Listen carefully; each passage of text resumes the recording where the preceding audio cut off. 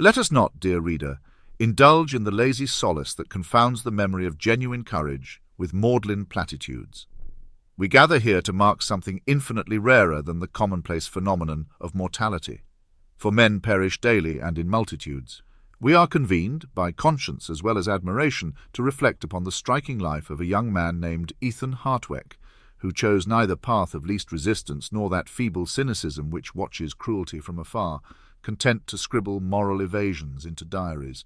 Instead, he gallantly interposed his body between tyranny and its intended victims, in a land not his own, for a cause both ancient and imperishable, the defence of freedom. In surveying this extraordinary saga, I am reminded of something George Orwell wrote amid the thunder of an earlier European cataclysm, that when the rattle and clash of arms resounds, neutrality is impossible. One must pick a side. Ethan was exactly the sort of man Orwell had in mind, unable to abide the subjugation of a people under iron-fisted aggression. Yet he did not content himself with forging pious statements or hoisting slogans from the safety of a suburban living room.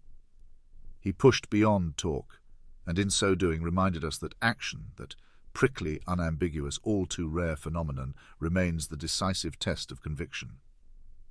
Now, to those who might accuse him of reckless idealism, or who might scorn an interloper in a foreign war, I would direct them to the words of John Stuart Mill, who wrote that war is an ugly thing, but not the ugliest of things, the ugliest being the moral and spiritual atrophy of a society that will not defend its convictions or its neighbours from aggression.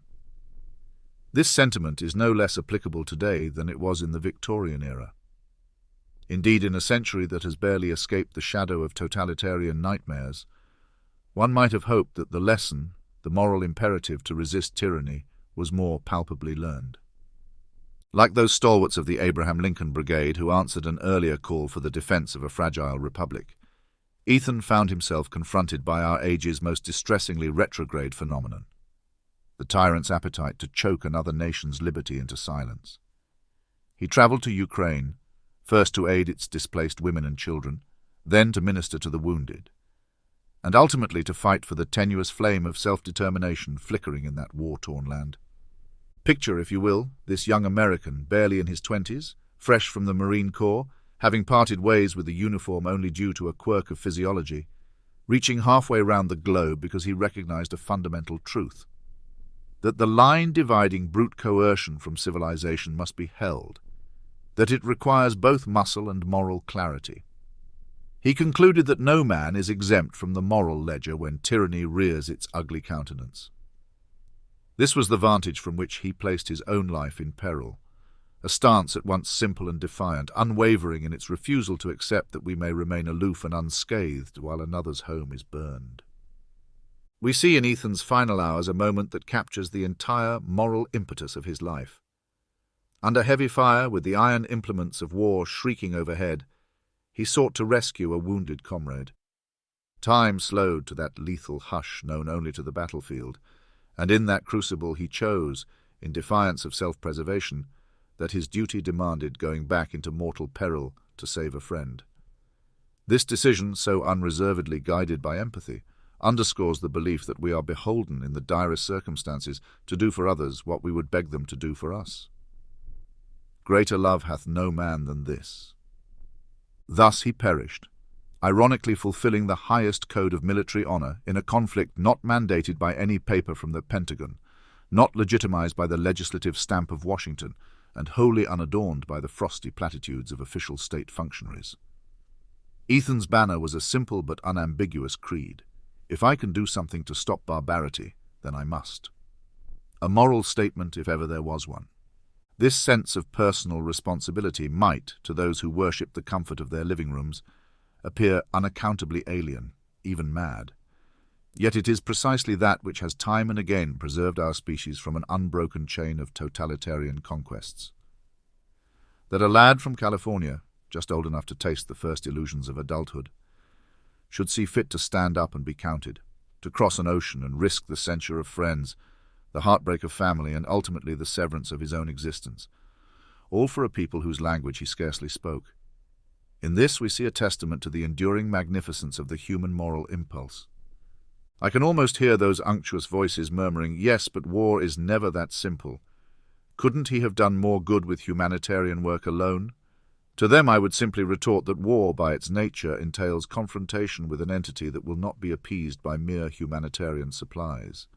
When a foe seeks to muzzle all dissent and to seize the next province, indeed the next country, by brute force, it is precisely at that juncture that the gloved hand of quiet philanthropy must be paired with the mailed fist of righteous resistance. Without the robust willingness to fight back, the philanthropic effort becomes a borderline farce, feeding the soon-to-be victims but unwilling to stop the butchers who create them. Ethan's choice was to forego illusions of untainted innocence. It was to embrace the all-too-scarred reality that sometimes you must fight.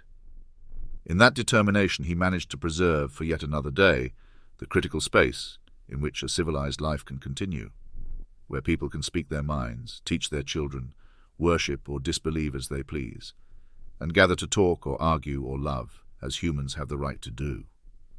All that remains for us now is the knowledge of his example. Let us, in the final analysis, ensure that this knowledge does not glide off our collective conscience like rainwater off slick pavement.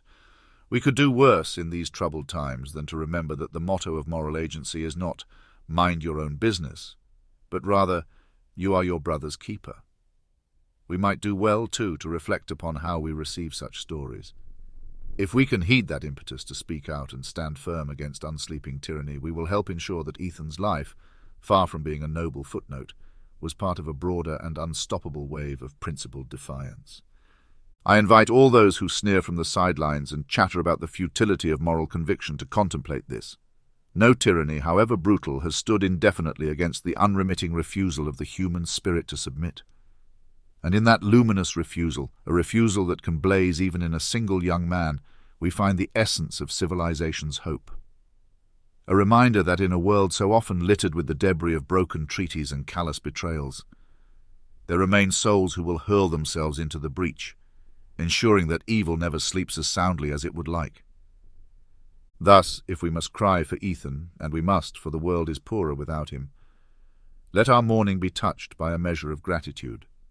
Gratitude that, among us, walked a man to whom insurrection against injustice was second nature, a man who, in laying down his life, wrote a testament that few of us ever do. If I believed in the concept of heaven, and here you'll allow me a slight aside, I would say that the angels have come to greet him with the phrase he longed to hear: "Welcome, you have done your part." If, on the other hand, there is no realm beyond, then we should say that the memory of his deed, inscribed in the great ledger of moral certitudes, suffices to confirm his immortality. Ethan Hertweck was of that rare breed who, confronting the summons of conscience, answered with an unwavering yes.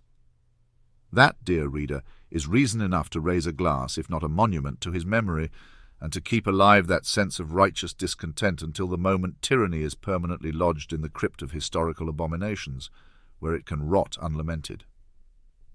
One day, because of men like Ethan, it will be asked of the architects of aggression, where were your grand designs, and how did your cruelty fare?